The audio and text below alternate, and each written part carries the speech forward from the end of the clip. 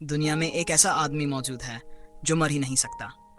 ये कहानी है एक ऐसे असैसिन की जो सच में इमॉर्टल है। उसके साथ चाहे कुछ भी हो जाए, वह हर बार जिंदा बच जाता है, जिसका प्रायश्चित करने के लिए उसे एक आखिरी मौका दिया जाता है। एक मिशन।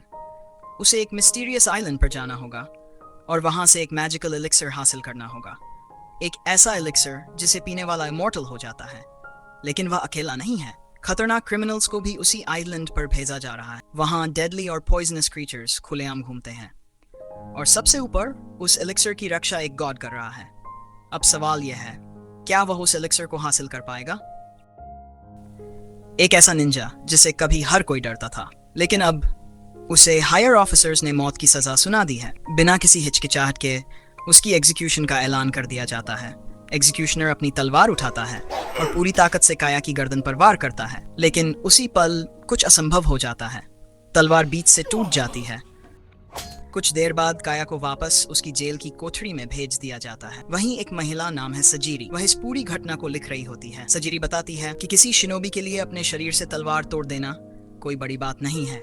काया भी इस बात को मान लेता है। वह कहता है, इतनी खराब तलवार चलाने वाला आदमी उसे चोट भी नहीं पहुंचा सकता। अगले दिन लॉर्ड एक नया आदेश देता है। इस बार काया को जिंदा जलाया जाएगा। उसे खंबे से बांध दिया जाता है और चारों तरफ आग लगा दी जाती है।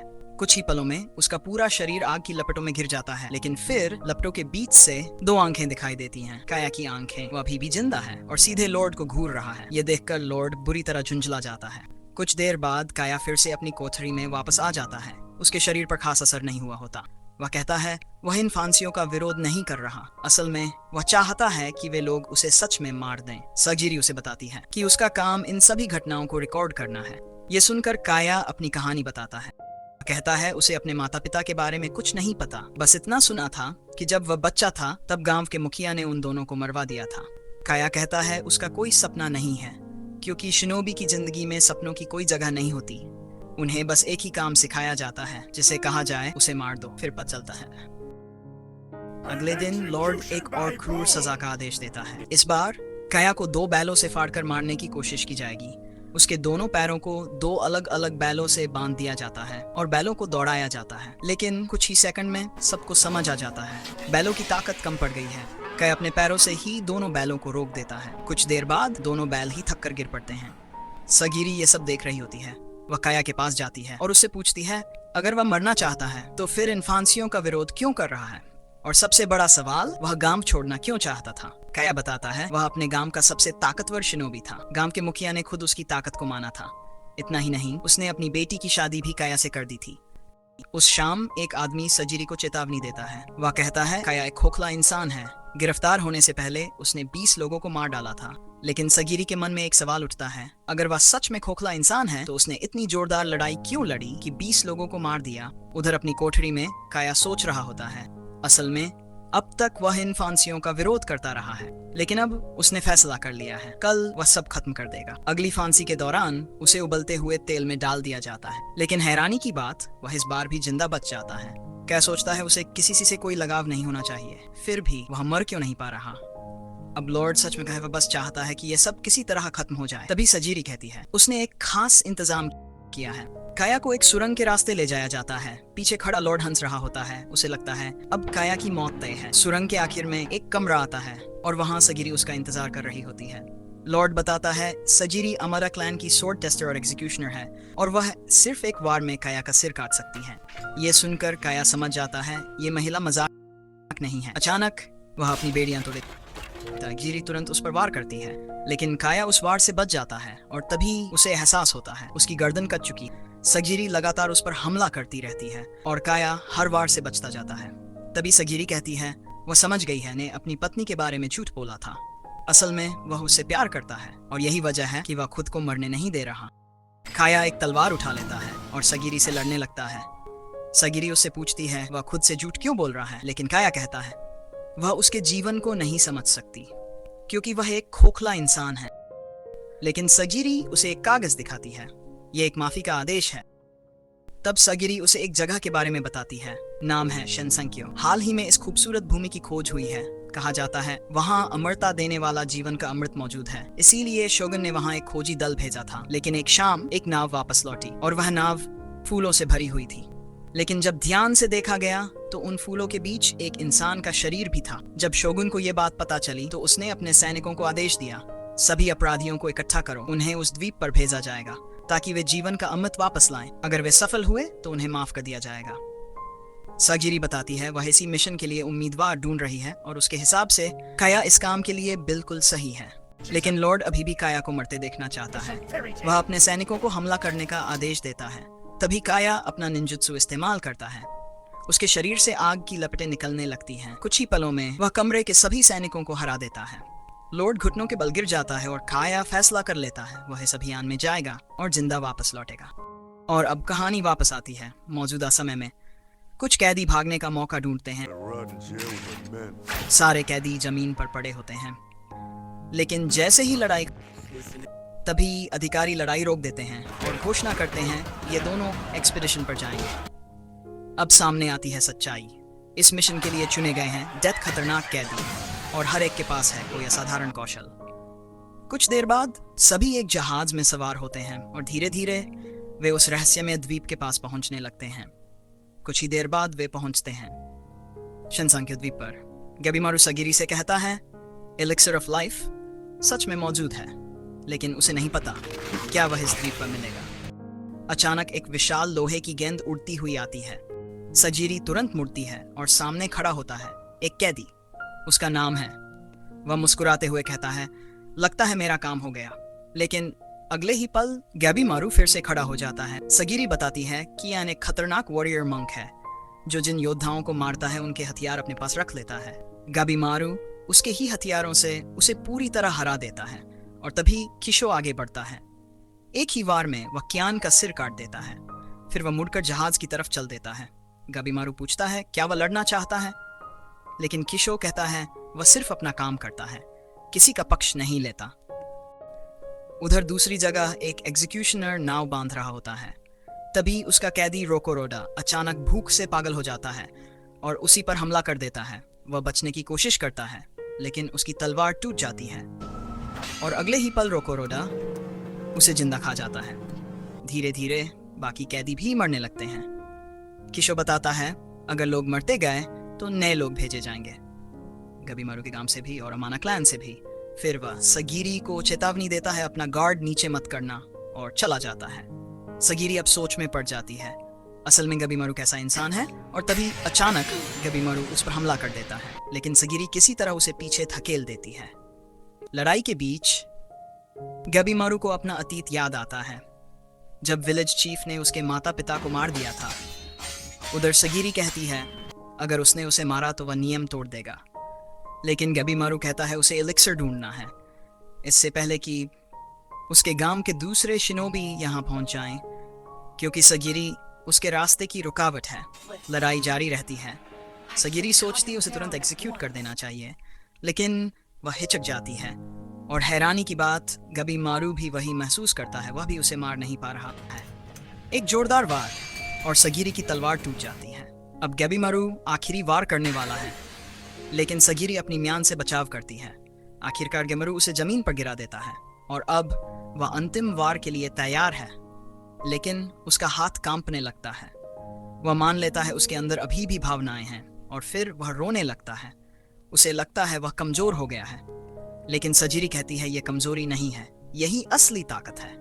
भावनाओं से भागना नहीं, उन्हें स्वीकार करना। उधर एक और कैदी तमिया को एहसास होता है कि उसके हाथ पर एक तितली ने डंक मारा है। उसे तुरंत याद आता है उस आदमी के साथ क्या हुआ था जो इस एक्सपीडिशन से वापस लौटा था। बिना देर किए वह अपना हाथ काट देता है और उस तितली को भी मार देता है। उसका एग्जीक्यूशनर फुची हैरान रह जाता है, लेकिन तमिया उसे दिखाता है उस तितली का चेहरा इंसान जैसा है। वह कहता है यह हमारी दुनिया की चीज नहीं है, और तभी उसका कटा हुआ हाथ फूलों में बदलने लगता है और आसपास और भी अजीब जीव दिखाई देने लगते हैं, यहाँ तक कि एक विशाल डरावना राक्षस भी। उधर गेबिमारू और सागिरी भी गिर जाते हैं। उनके सामने खड़ा है एक विशाल मछली जैसा राक्षस। गेबिमारू सागिरी से कहता है पीछे हटो और खुद लड़ने के लिए तैयार हो जाता है। इसी बीच हमें तमिया का अतीत भी पता चलता है।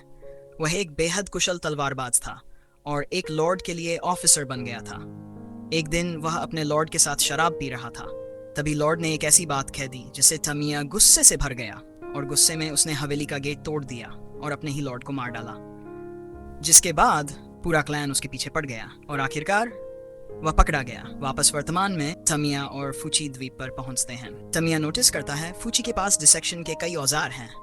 फूची बताता है माना क्लैन भी शरीरों की चीरफाड़ करता है ताकि बेहतर दवाइयां बनाई जा सकें। उधर मछली राक्षस गैबी मारू पर हमला करता है, लेकिन गैबी मारू फुर्ती से बच जाता है और उसके सिर पर जोरदार लात मारता है, लेकिन राक्षस उसका पैर पकड़ लेता है और उसे जमीन पर पटक देता है। गैबी मारू जल्दी संभल जाता है। उसे शिनोबी का नियम याद आता है, अजात दुश्मन से लड़ाई मत करो। वह पीछे हटने के बारे में सोचता है, लेकिन तभी राक्षस उसे पकड़ लेता है और पेड़ों से टकराते हुए दूर फेंक देता है। सजीरी हैरान रह जाती है क्योंकि गैबी मारू सच में घायल हो गया है। दोनों सोचते हैं यहाँ से भाग जाना चाहिए, लेकिन तभी चारों तरफ से विशाल दैत्य आने लगते हैं। अब जिंदा रहने के लिए गैबी मारू पागलपन में चला जाता है। वह अपना निंजुत्सु इस्तेमाल करता है और एक दैत्य का सिर उड़ा देता है। फिर एक के बाद एक वह बाकी दैत्यों को भी काटता चला जाता है। सजीरी ये सब देखकर स्तब्ध रह जाती है। उसे समझ आता है ये मिशन कितना खतरनाक है। तभी एक दैत्य पीछे से सजीरी पर हमला करता है। वह बच तो जाती है, सेंटीपीड जैसे राक्षस उसे जकड़ लेते हैं।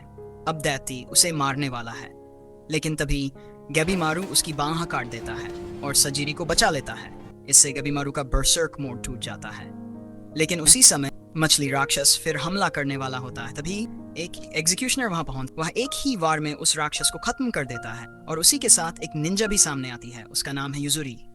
वह हंसते हुए कहती है गैबी मारू सच में कमाल है, क्योंकि उसने अकेले ही इतने सारे राक्षस मार दिए। लेकिन काया को यह बात बिल्कुल अजीब लगती है। उसे ये कहानी हजम नहीं होती। उसे लगता है जेंजी जरूर किसी चाल में फंस गया होगा। तभी दूसरा एग्जीक्यूशनर आगे आता है। वह अपना परिचय देता है। उसका नाम है सेंटा। उधर यूजुरी आसपास के खतरों के बारे में बताने लगती है। वह कहती है एलिक्सर ढूंढना जरूरी है, लेकिन बिना योजना के आगे बढ़ना सीधी मौत है। सगीरी कहती है साथ काम करने में कोई दिक्कत नहीं है। इतना सुनते ही यूजुरी अचानक काया से लिपट जाती है, लेकिन काया तुरंत उसे रोक देता है।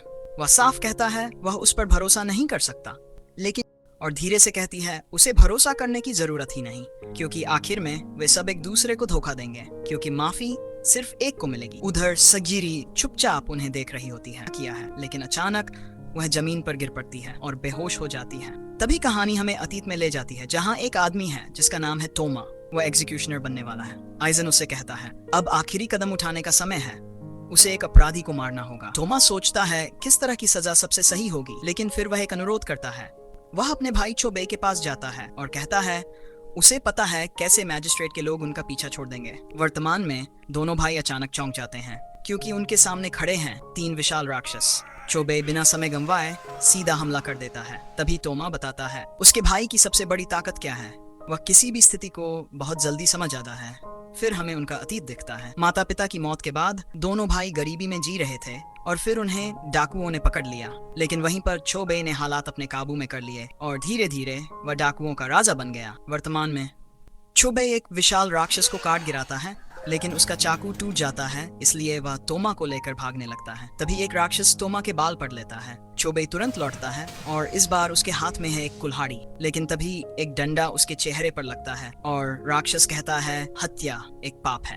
फिर बाकी राक्षस भी बोलने लगते हैं। ये देखकर तोमा को लगता है जैसे वे नरक में आ गए हों, लेकिन चोबे रुकता नहीं। वह एक बाद एक सभी राक्षसों को काट डालता है और फिर वह एक फैसला करता है। अगर एलिक्सर सच में है और उसकी रक्षा राक्षस कर रहे हैं, तो वह इस द्वीप पर मौजूद हर इंसान को खत्म कर देगा और एलिक्स सिर्फ अपने लिए लेगा। उधर सजीरी को होश आता है।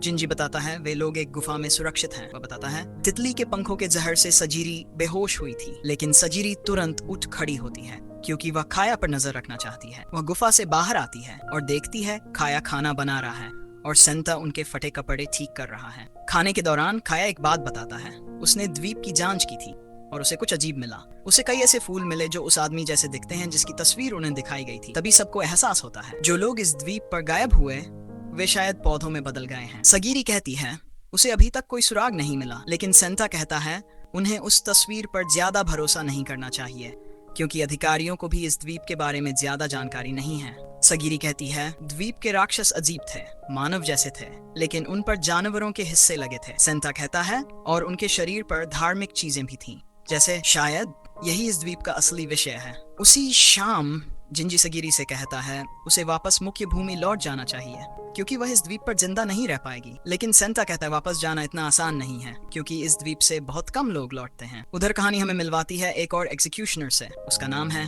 टेंजा और उसके साथ है नुरुगी। दोनों द्वीप से भागने की कोशिश कर रहे हैं। कुछ देर बाद उन्हें एक जहाज दिखाई देता है, लेकिन पास पहुंचकर वे हैरान रह जाते हैं। वह जहाज पूरी तरह टूट चुका होता है और उसके आसपास कई और जहाज भी नष्ट पड़े होते हैं। टेंजा समझ जाता है ये सभी जहाज द्वीप से निकलने की कोशिश कर रहे थे। तभी आसपास राक्षसों की हरकत दिखती है। टेंजा तलवार निकालता है, लेकिन तभी समुद्र से एक विशाल राक्षस हमला कर देता है और दोनों को अपनी नाव से कूदना पड़ता है। वे एक टूटे जहाज पर गिरते हैं और तभी चारों तरफ से टेंटेकल्स निकल आते हैं। टेंजा तलवार से उन्हें काटता है, जबकि नुरुगी सोचती है क्या ये उसकी सजा है, क्योंकि उसे याद आता है एक समय वह सामुराई को अपने गांव तक ले गई थी और उन्हीं सामुराई ने उसका पूरा गांव खत्म कर दिया था। हालांकि उन्होंने उसे जिंदा छोड़ दिया ताकि वह उन्हें दूसरे गांवों तक ले जा सके। जब वह कैद थी तभी टेंजा उससे मिला था। उसे पता था नुरुगी निर्दोष है और उसने उसे माफी का मौका दिया था। वर्तमान में दोनों भागते हुए आगे बढ़ते हैं और तभी उन्हें किशो दिखाई देता है, लेकिन उसका शरीर फूलों में बदल रहा होता है। टेंजा उससे बात करने की कोशिश करता है, लेकिन अचानक एक टेंटिकल उसे दो हिस्सों में काट देता है। यह दृश्य देखकर नुरुगी को अपने दादा की याद आ जाती है और वह घुटनों पर गिर जाती है। वह टेंजा से कहती है वह अकेला भाग जाए क्योंकि उसके गांव के सभी लोगों की मौत उसकी गलती थी। लेकिन टेंजा उसे बचाता है और पूछता है क्या वह सच में मरना चाहती है। तभी नुरुगी समझती है वह जीना चाहती है। तभी टेंजा उसे एक तलवार देता है और दोनों साथ मिलकर टेंटेकल्स से लड़ते हैं। आखिरकार वे एक नाव तक पहुंच जाते हैं, लेकिन जल्दी ही उन्हें सच पता चलता है। समुद्री धाराएं द्वीप से बाहर नहीं जाने देती और समुद्री राक्षस द्वीप को चारों तरफ से घेरते हैं। तभी दोनों फैसला करते हैं उन्हें वापसी के लिए साथी इकट्ठा करने होंगे। उधर जिंजी फिर सजीरी से कहता है उसे वापस लौट जाना चाहिए, लेकिन सेंटा कहता है अगर काया को रोकना पड़ा तो सगीरी मदद कर सकती है क्योंकि उसके साथ समय बिताने के बाद काया बदलता हुआ दिख रहा है। शाम को सगीरी काया के पास जाती है। काया पूछता है क्या वह अब ठीक है, क्योंकि उसे पता है उसके दिए घाव से कीड़ों का जहर जल्दी फैल गया था। फिर काया बताता है सगीरी ने उसे शांत किया था और वह कहता है सगीरी उससे ज्यादा मजबूत है, लेकिन वह ये बात उसे समझा नहीं पाता। बस इतना कहता है अनुभव के साथ अपनी ताकत खुद समझ जाएगी। है अगले दिन सागिरी जेंगही से कहती है वह कहीं नहीं जा रही। ये सुनकर जेंगही तलवार निकाल लेता है, उसे डराने की कोशिश करता है, लेकिन सागिरी एक ही पल में उसे निहत्था कर देती है। जेंगही अपनी तलवार वापस उठाता है और उसे डांटने लगता है। तभी अचानक रोकुरोटा उसके पीछे आ जाता है और एक ही वार में उसे दूर उड़ा देता है। बचपन से ही रोकुरोटा की भूख कभी खत्म नहीं होती थी। उसे अपने हाथों से चीजों से खेलना बहुत पसंद था, लेकिन एक दिन वह पागलपन में चला गया और उसने अपने पूरे गांव के लोगों को खा लिया। अब उसका निशाना है सागिरी। लेकिन उसी पल गाबिमारू आगे आता है और एक जोरदार किक मारकर रोकुरोटा को दूर फेंक देता है। रोकुरोटा फिर खड़ा हो जाता है। गाबिमारू समझ जाता है ये आदमी बेहद खतरनाक है। उसे हैरानी होती है उसकी किक का उस पर कोई असर नहीं हुआ। उसे अपनी ट्रेनिंग याद आती है, दुश्मन को समझो, उसकी ताकत पहचानो, फिर हमला करो। इसलिए वह पहले रोकुरोटा को ध्यान से देखने लगता है। अचानक रोकुरोटा एक बड़ा पेड़ उखाड़ लेता है और उसे गाबिमारू पर फेंक देता है। गाबिमारू तुरंत बच जाता है। वह समझ जाता है रोकुरोटा उससे भी ज्यादा ताकतवर है, इसलिए वह युजुरी से मदद मांगता है। लेकिन युजुरी मुस्कुराते हुए कहती है उसका काम सिर्फ जानकारी जुटाना है और वह उसे चीयर करने लगती है।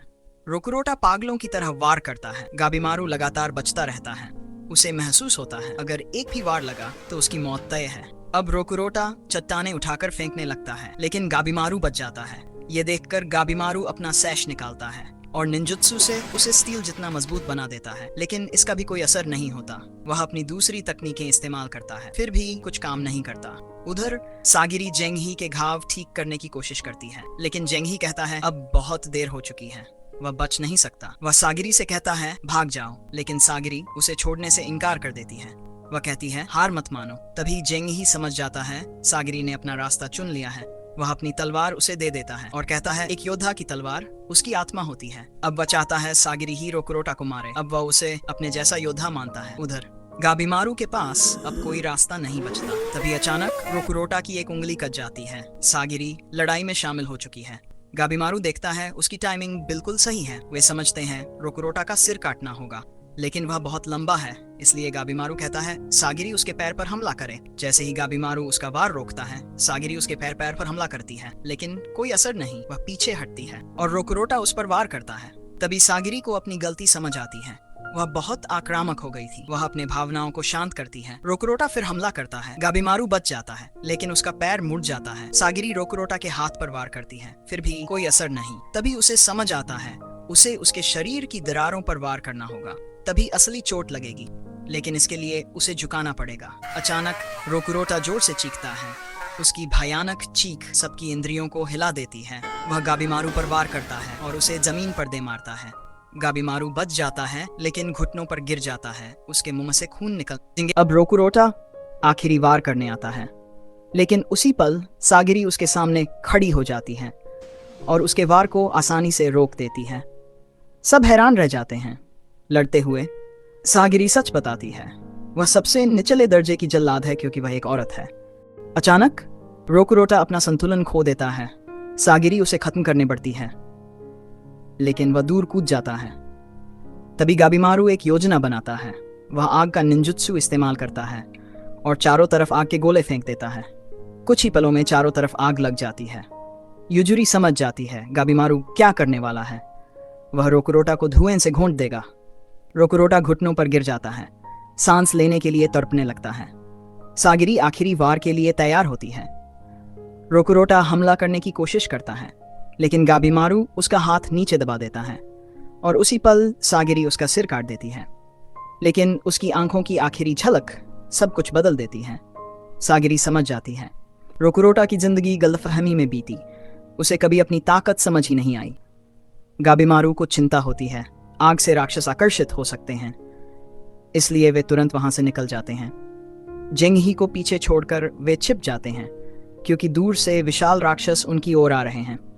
गाबीमारू कहता है उन्हें उसी दिशा में जाना चाहिए जहां से ये राक्षस आए थे, शायद वहीं अमृत छिपा हो। आगे जाकर वे युजुरी और सेंता से मिलते हैं। सब हैरान रह जाते हैं, क्योंकि उस द्वीप पर एक गांव मौजूद है। उधर दो भाई जंगल के अंदर बढ़ते जा रहे हैं। तभी अचानक काया की नजर एक लड़की पर पड़ती है। वह दूर खड़ी उन्हें छुप कर देख रही होती है। काया तुरंत उसके पीछे दौड़ पड़ता है। कुछ ही पल में वह उसे पकड़ लेता है और उसका हुड हटा देता है, लेकिन ये देखकर वह चौंक जाता है, क्योंकि वह लड़की सिर्फ एक बच्ची है। उसी समय एक पेड़ जैसा राक्षस उस पर हमला कर देता है और वह लड़की मौका देखकर भाग जाती है। क्या फिर उसके पीछे दौड़ता है। अब पेड़ के राक्षस के वार से बच जाता है और एक जोरदार किक मारकर उसे दूर फेंक देता है। उधर सगिरी भी खया के पीछे दौड़ती है, जबकि बाकी लोग उस राक्षस से निपटने लगते हैं। इसी बीच युजुरी एक अजीब हरकत करती है। वह सेंटा का चश्मा उतार लेती है, क्योंकि वह नहीं चाहती कोई उसकी तकनीक देखे। फिर वह एक कप से कुछ पीती है और उसके शरीर से अजीब सा तरल बाहर निकलने लगता है। उधर काया आखिरकार उस लड़की तक पहुंच जाता है। वह उसका हाथ पकड़ लेता है, लेकिन अगले ही पल लड़की उसे जमीन पर पटक देती है।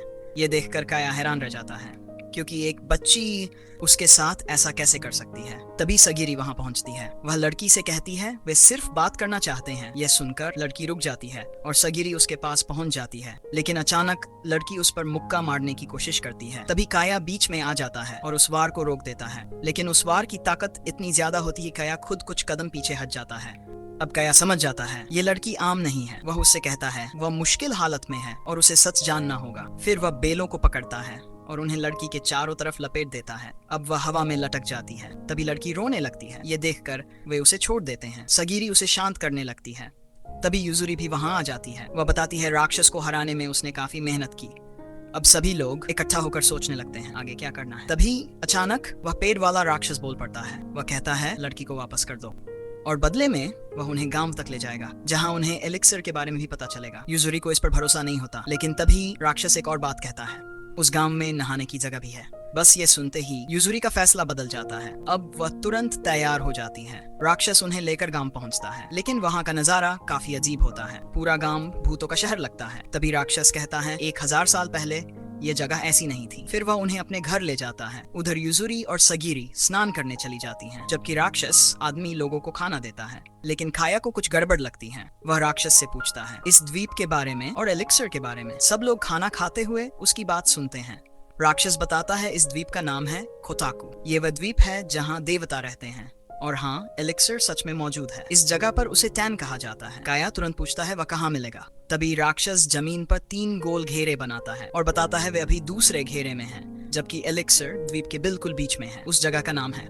लेकिन काया को अभी भी शक है। वह सबूत मांगता है। तभी राक्षस कहता है जब वे तेंजिन से मिलेंगे तब उन्हें खुद यकीन हो जाएगा, क्योंकि तेंजिन सुंदर भी हैं और अमर भी। उधर चोबे जूफा को 2 टुकड़ों में काट देता है, लेकिन अगले ही पल उसका शरीर फिर से जुड़ जाता है, जैसे कुछ हुआ ही न हो। पेड़ का राक्षस बताता है तेंजिन की ताकत पूरी तरह अलग स्तर की है, और वह झूठ क्यों बोलेगा, क्योंकि आखिर में इन सबको तेंजिन ही मारेंगे। उधर दोनों भाई जूफा से हार जाते हैं और उन्हें एक गड्ढे में फेंक दिया जाता है। वह गड्ढा फूलों से भरा होता है, लेकिन वे फूल असल में इंसान होते हैं। तोमा अपने भाई को उठाता है जब उसे होश आता है। तभी पेड़ का राक्षस बताता है जो लोग फूल बन जाते हैं उनकी जिंदगी का स्रोत बन जाती है, और उस हालत में उन्हें हमेशा सुख महसूस होता है। फिर वह अपना नाम बताता है। उसका नाम है, और वह लड़की है। दोनों कई सदियों से इस द्वीप पर रह रहे हैं। कुछ देर बाद काया और सगिरी स्नान के लिए जाते हैं। वहाँ उनकी मुलाकात में से होती है। वह पहले डर जाती है, लेकिन काया कहता है उसके गांव में सब लोग साथ ही स्नान करते हैं। तभी सगिरी के शरीर पर एक बड़ा निशान देखती है, और काया को याद आता है उसकी पत्नी क्या कहा करती थी, आराम करना जरूरी होता है। उसे याद आता है कैसे उसकी पत्नी उसे नहलाती थी।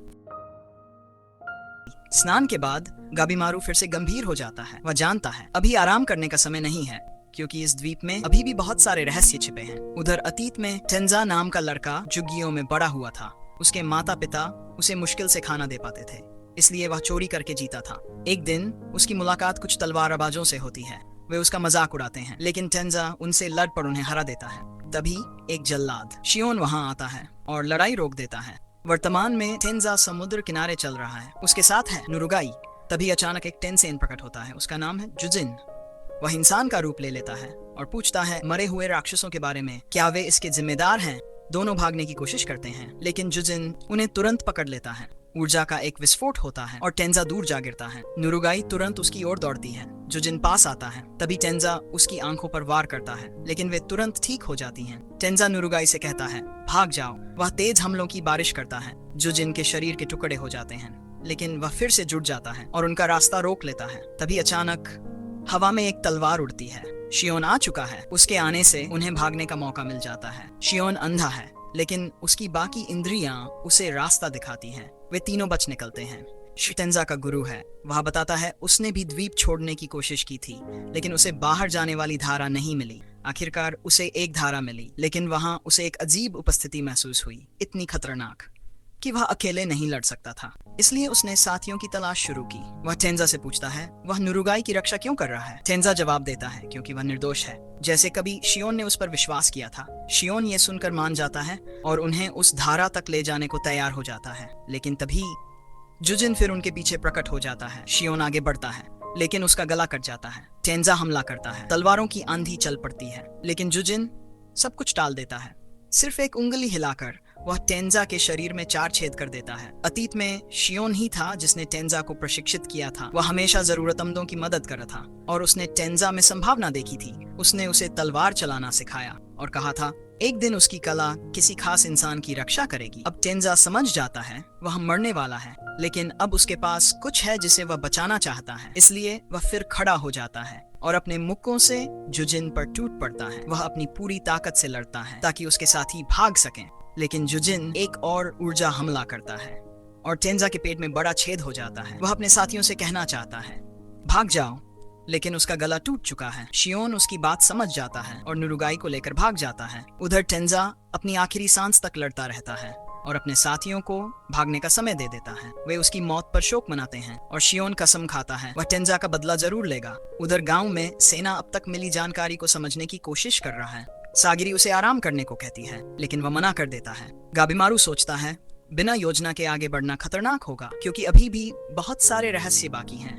लेकिन जब सेना पहरा देते हुए सो जाता है, गाबीमारू चुपचाप निकल जाता है। वह होरेई पहुंचना चाहता है। कुछ दूर जाकर उसे अजीब आवाजें सुनाई देती हैं। वह एक ऐसी जगह पहुंचता है जहां अजीब पेड़ खड़े हैं। ऐसा लगता है जैसे वे प्रार्थना कर रहे हों। उनकी दिशा में चलते हुए गाबीमारू एक विशाल दरवाजे तक पहुंचता है। उसे लगता है यही अमृत का रास्ता है, लेकिन जैसे ही वह दरवाजा खोलने जाता है उसके पीछे जुजिन प्रकट हो जाता है। यहाँ से चले जाओ। गाबीमारू उससे पूछता है क्या वह इंसानों को अमृत में बदल सकता है।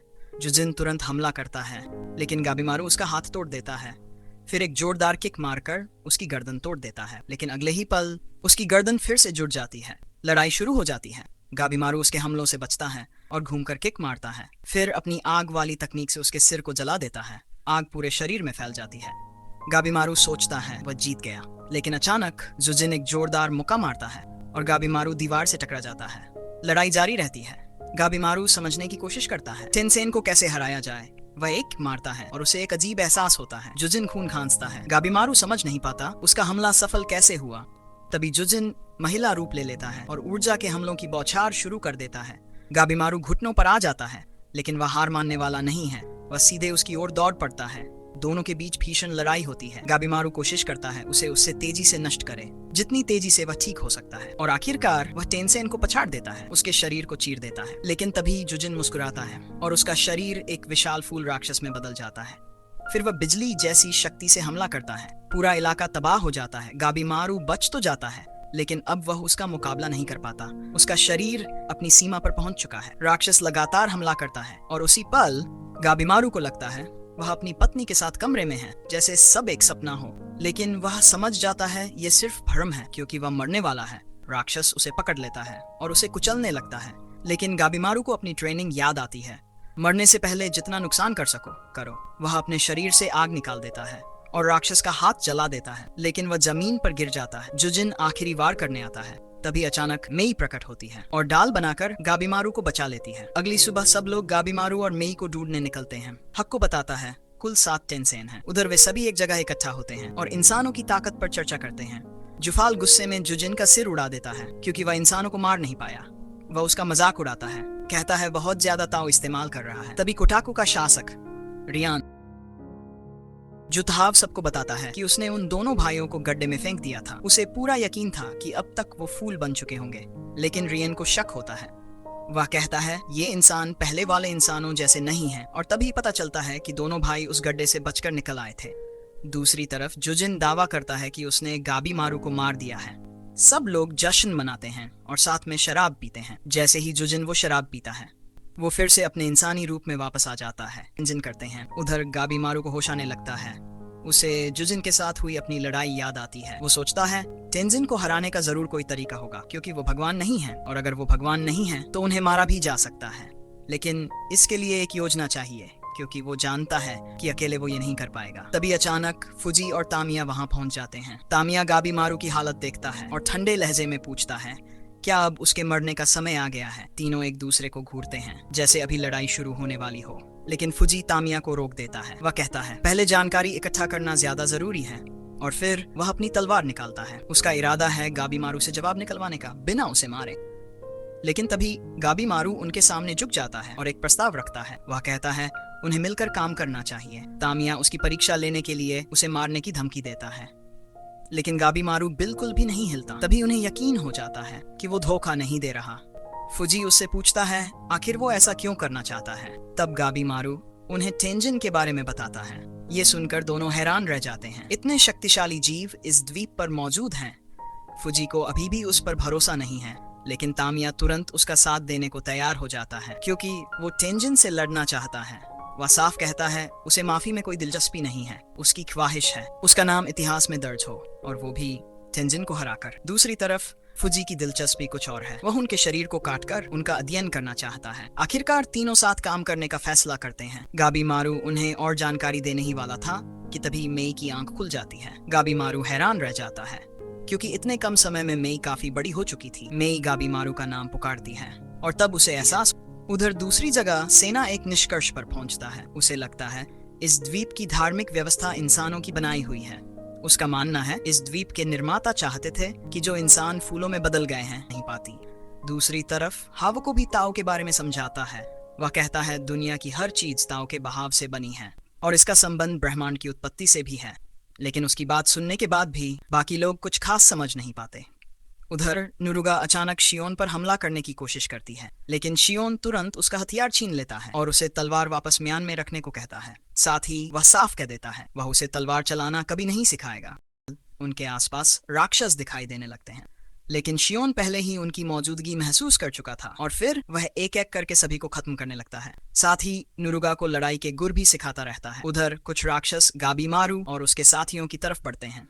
तभी तामिया तुरंत हरकत में आता है और एक ही झटके में सभी राक्षसों को मार गिराता है। फिर वह मेई को उठाता है, उसे ताओ की शक्ति सिखाए, क्योंकि और भी राक्षस उनकी तरफ बढ़ रहे थे।